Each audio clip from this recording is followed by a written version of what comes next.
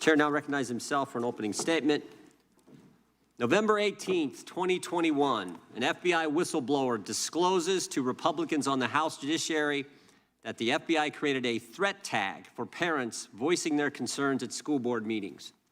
April 26, 2022, another FBI whistleblower discloses that the FBI employees are being run out of the Bureau for attending conservative political events.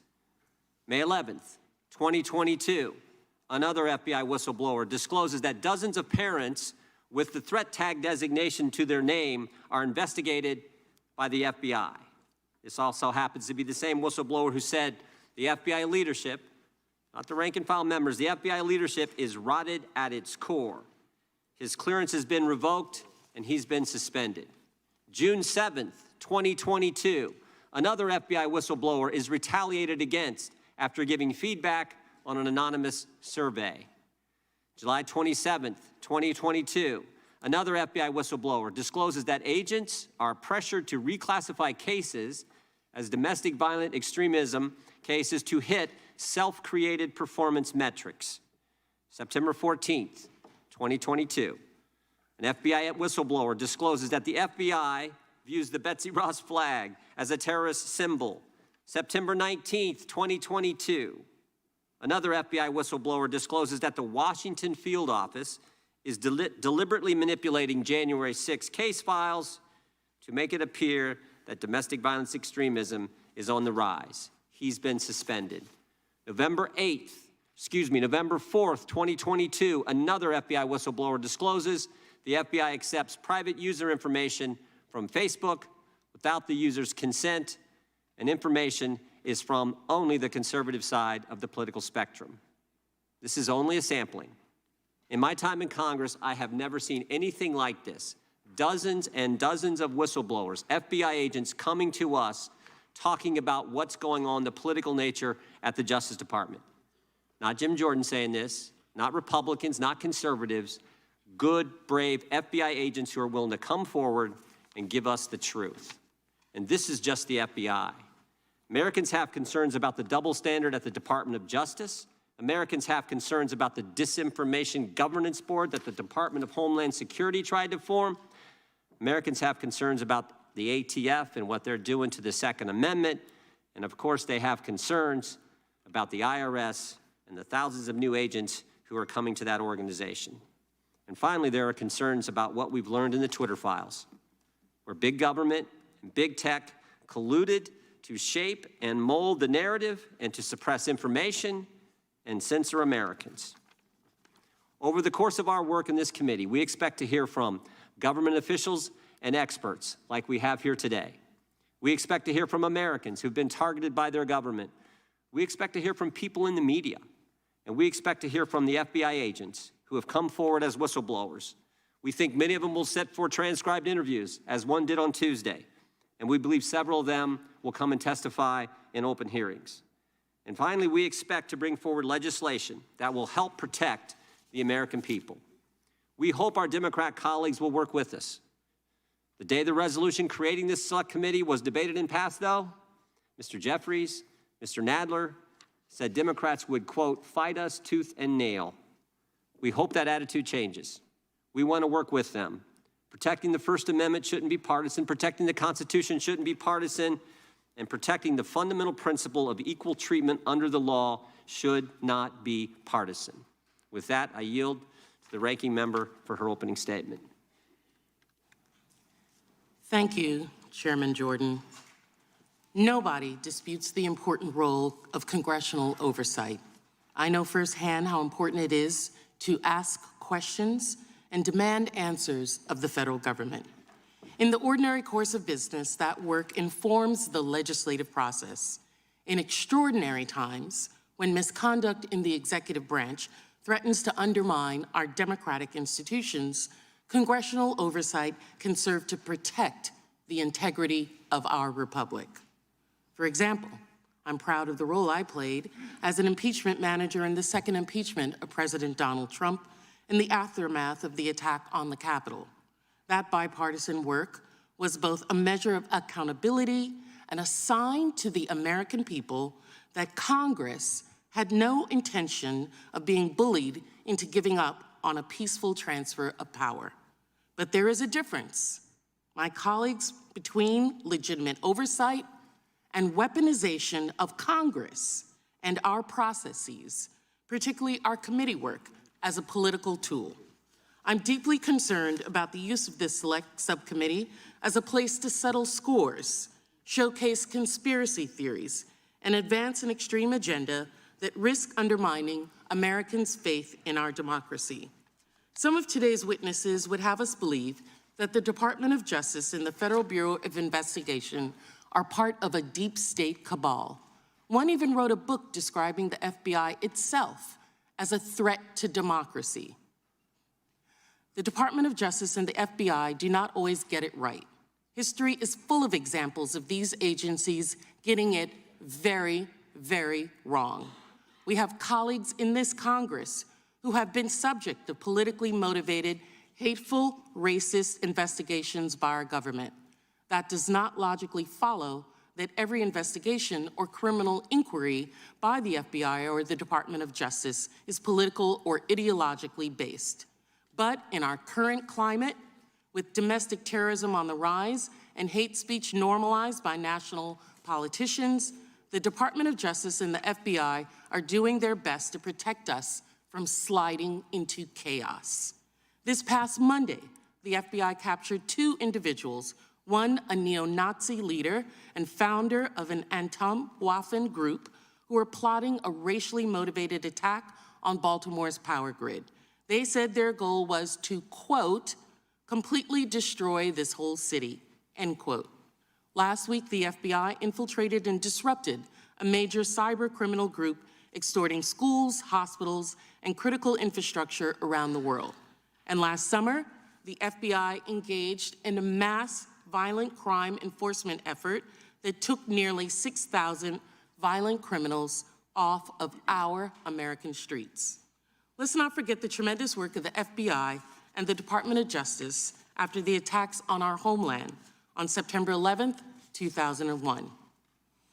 Some of my Republican colleagues love to talk about the threat of violent crime, but they appear oblivious to the fact that their dangerous rhetoric and baseless accusations against the Justice Department and FBI itself at times pose a direct threat to those organizations' ability to do the work that they are doing to protect our communities.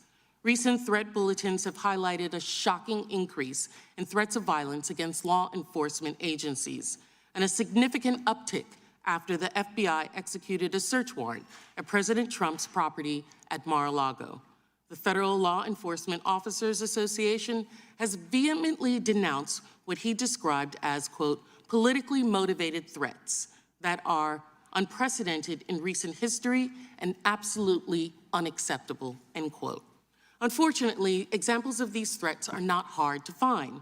Last year, someone threatened to plant a dirty bomb outside the FBI headquarters. Another attempted to storm the Cincinnati FBI field office while wearing body armor and carrying an AR-type rifle.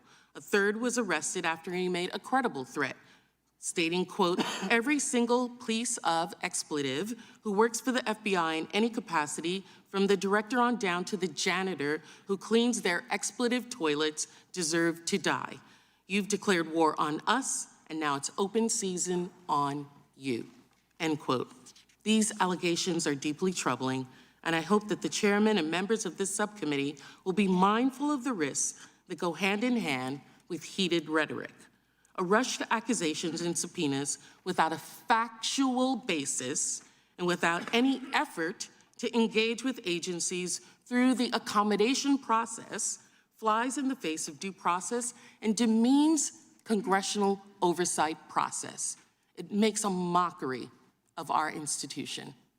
As a former prosecutor, I'm even more troubled by the suggestion that this subcommittee may attempt to investigate ongoing criminal investigations.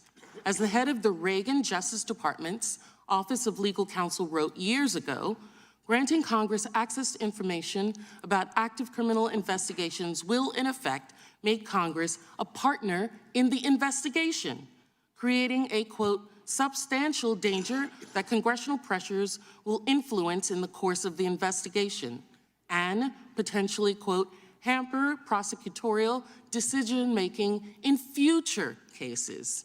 This would not only damage law enforcement efforts, it would shake the public's confidence in the criminal justice system. I hope not, but I suspect much of the investigations the majority, my Republican colleagues, want to look into and potentially muck up involve criminal investigations into former President Donald Trump. I want to be crystal clear. My Democratic colleagues and I will resist any attempt by this subcommittee to derail ongoing, legitimate investigations into President Trump, any other president, and others within his orbit. During the course of this subcommittee's work, I suspect we will hear both members and witnesses describe the events of January 6, 2021 in ways that simply do not mesh with reality. When this happens, I would encourage everyone watching today to review the impeachment record and report of the January 6th Select Committee, which lays out the true facts in shocking detail. I recently sent a letter to the chairman noting that, despite our policy and political differences, I am hopeful that there may be matters of investigation within the stated mandate of the subcommittee under which we may collaborate. I meant this. I mean this.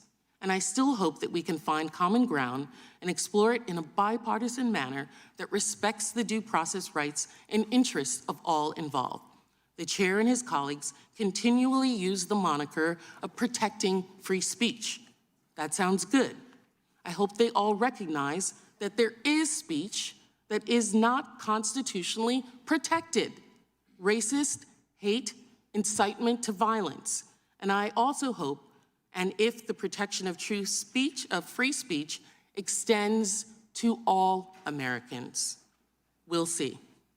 I hope that we can use this subcommittee to conduct legitimate oversight to help advance policies to address the real challenges that Americans face every day, rather than undermine every agent, officer, and prosecutor on the job. Government abuses of power do not solely rest with the executive branch. It can, and we've seen it come from the legislative branch as well. On our present course, however, this exercise seems little more than a political stunt designed to inject extremist politics into the legislative oversight function and the justice system. The American people deserve better than that. Thank you, Mr. Chair, and I yield back. Thank the ranking member. Without objection, all of their opening statements will be included in the record. We will now introduce our first panel of witnesses. Senator Chuck Grassley has represented Iowa in the United States Senate since 1981. He is currently the ranking member of the Senate Committee on Budget. He is former chairman and ranking member of the Committee on the Judiciary and the Committee on Finance. Welcome, Senator Grassley. Senator Ron Johnson has represented the state of Wisconsin in the United States Senate since 2011. He has served as the chairman of the Senate Homeland Security and Government Affairs Committee. We welcome you, Senator Johnson. Representative Jamie Raskin. Congressman Raskin has represented Maryland's 8th Congressional District since 2017. He currently serves as the ranking member on the Committee of Oversight and Accountability. And we have with us former member Tulsi Gabbard, who represented Hawaii's 2nd Congressional District for 8 years. In the House of Representatives for nearly 20 years, she has served our country in the Hawaii Army National Guard and the U.S. Army Reserve, including deployments in Iraq and Kuwait. We thank all of you for your service. Our longstanding committee practice is to not ask questions of our colleagues and former colleagues that appear before us. In light of that practice, our first panel will have 10 minutes to deliver their testimony. Again, we thank you for being here, and Senator from Iowa is recognized for 10 minutes. Thank you, Chairman Jordan and Ranking Member Plaskett, for this opportunity to appear. I thank you for inviting me to come here. And what I'm about to tell you sounds like it's out of some fiction spy thriller, but it actually happened, and it happened in our own government. Congressional oversight is a constitutional demand. We dedicate our careers to it. I have, at least. And during the course of my service, I've ran countless investigations. In the past few years, I've never seen so much effort from the FBI, the partisan media, and some of my Democrat colleagues to interfere with and undermine very legitimate congressional inquiries. It's because of a triad of disinformation, and outright falsehoods. As one example, look at Crossfire Hurricane. Bit by bit, piece by piece, it's been deconstructed and shown to be politically motivated investigation, which it was. We all know now that it was the Democratic National Committee, along with the Clinton campaign, who colluded with the Russians. They used a former Russian spy, Fusion GPS, and law firm to create a fake dossier and then tried to cover it up. Now, the most recent example of this triad at work are efforts against my and Senator Johnson's ongoing Biden family investigation. That investigation started on August 14th, 2019, when I was chairman of the Senate Finance Committee, with a letter that I wrote to the Treasury Department. My letter was about a questionable financial transaction subject to the Committee on Foreign Investment that related to a matter involving the Biden family. As our investigation continued and advanced, Democratic leadership and partisan media began their attack on our investigation. This is where that spy thriller starts to heat up. On July 13th, 2020, then Minority Leader Schumer, Senator Warner, then Speaker Pelosi, and then Chairman Schiff sent a letter with a classified attachment to the FBI. That letter expressed a purported belief that Congress was the subject of a foreign disinformation campaign. The letter was targeted at the Johnson-Grassley investigation. However, the classified attachment included unclassified element that attempted and failed to tie our work to a Russian agent named Andrei Derkach. Unsurprisingly, those unclassified elements were leaked to the press to support a false campaign accusing Senator Johnson of me of relying on material from a Russian agent and thus advancing Russian disinformation. Of course, it was pure nonsense that the irresponsible media portrayed this all as the truth. Guess what then? Chairman Schiff claimed without any evidence whatsoever that our oversight work was rooted in Russian disinformation. Of course, you know, he conveniently left out that our oversight work was actually rooted in official U.S. government and Obama administration records. Then, guess what? Senator Blumenthal also wrote an op-ed in the Washington Post accusing our investigation of, quote, perpetuating Russian disinformation in the U.S. Senate, end of quote. And then, guess what? Minority Leader Schumer and then Ranking Member Wyden tried to offer a resolution in the Senate disparaging our Biden investigation.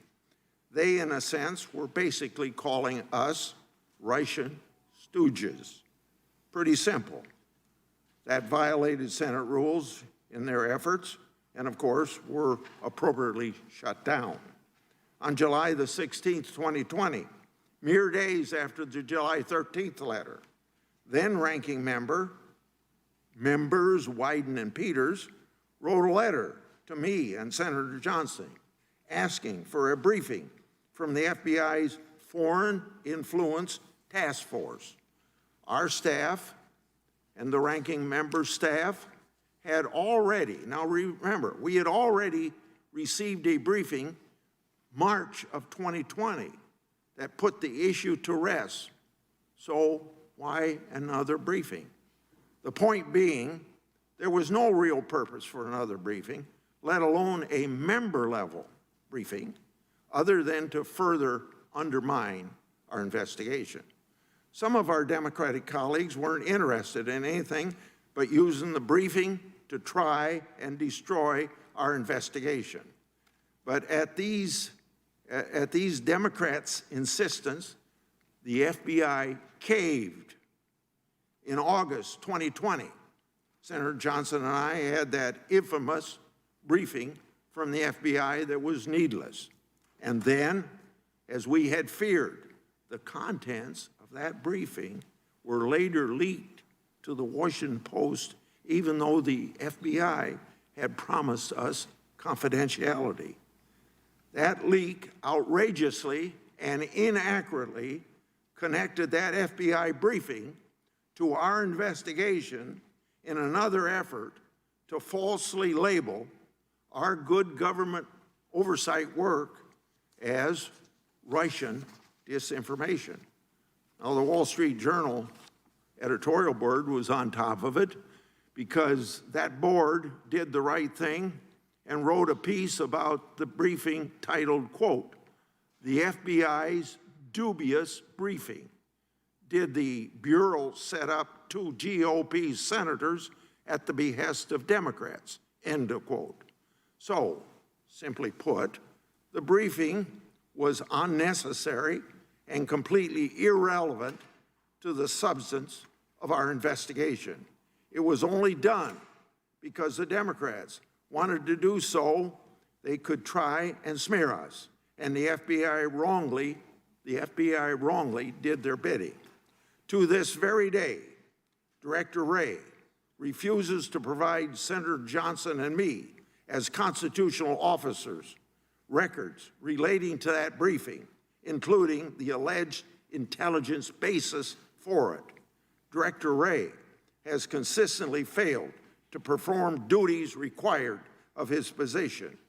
Now, another example of this Democratic disinformation campaign involved a George Kent, former State Department Deputy Assistant General. Senator Johnson and I ran a transcribed interview with George Kent. Before the interview, Democrats acquired material from that Russian agent, the same one that I mentioned earlier. At the interview, Democrats, not Republicans, Democrats asked Mr. Kent about the same material. Mr. Kent said it was disinformation. Now think about that. After all the spears the Democrats were throwing at the two of us, in the end, it was the Democrats who introduced Russian disinformation from a Russian agent into the investigative record as an exhibit. A foreign agent whom our own intelligence committee warned was actively seeking to influence U.S. politics. Not me or Senator Johnson, not our staff. It was the Democrats who inserted disinformation from the Russians into our official record. The partisan media and Democrat leadership ought to be ashamed of themselves for fake information if they spread about our investigation. So in the end, they all failed to stop Senator Johnson and me. On August 23rd, 2020, Senator Johnson and I released our first Biden investigation report. Now, I know there's been a lot of talk in this town about Treasury records, and you ought to pursue them. In that 2020 report, we made public the contents of many Treasury records. But we didn't stop there. We issued another report, November 18th, 2020. Our report exposed extensive financial relationships between Hunter and James Biden and Chinese nationals connected to the communist regime. More precisely, Chinese nationals connected to the Chinese government, military, and intelligence services. With the new Congress, of course, Senator Johnson and I transitioned to be ranking members. We hadn't forgot about what the triad of partisan media, FBI, and Democrats, and leadership did to us. So we don't stop. We did what any congressional investigator worth their salt would do. We gathered even more records to prove them all wrong. We acquired authentic bank records that substantiated findings of our previous 2 reports. They financially linked Hunter Biden and James Biden to entities and individuals connected with the communist Chinese regime.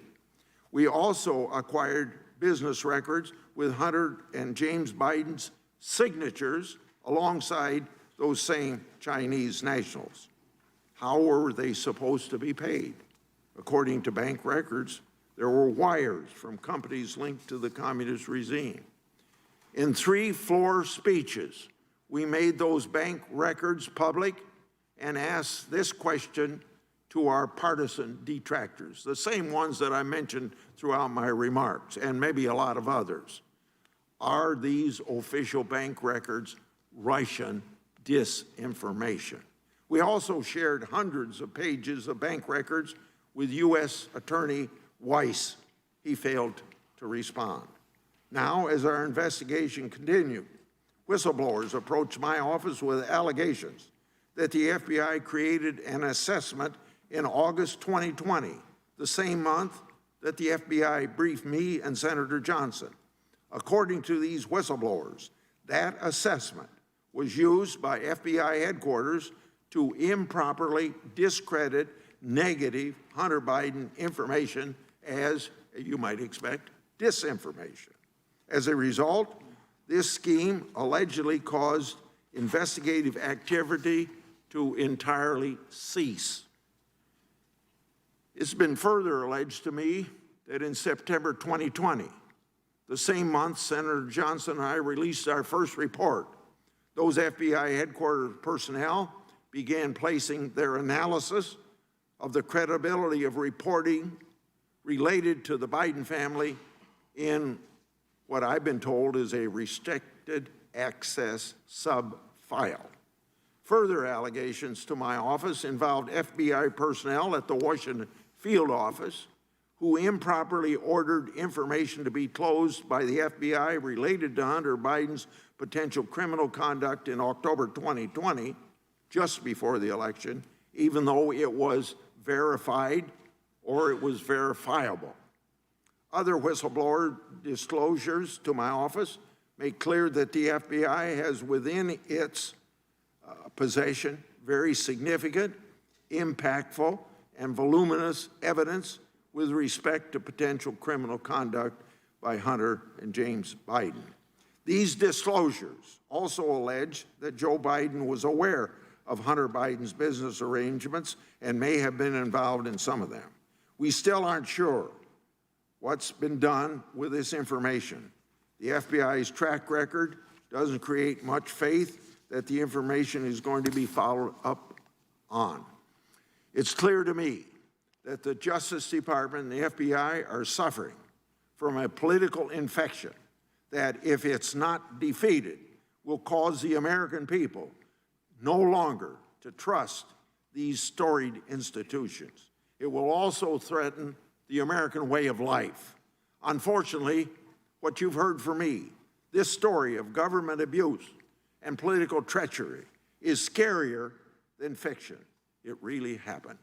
But, Mr. Chairman, your committee here, so assembled, has an opportunity to help us write the last chapter in this real-life drama. You must relentlessly pursue the facts and the evidence. Senator Johnson and I will do the same and willing to work with you. Thank you.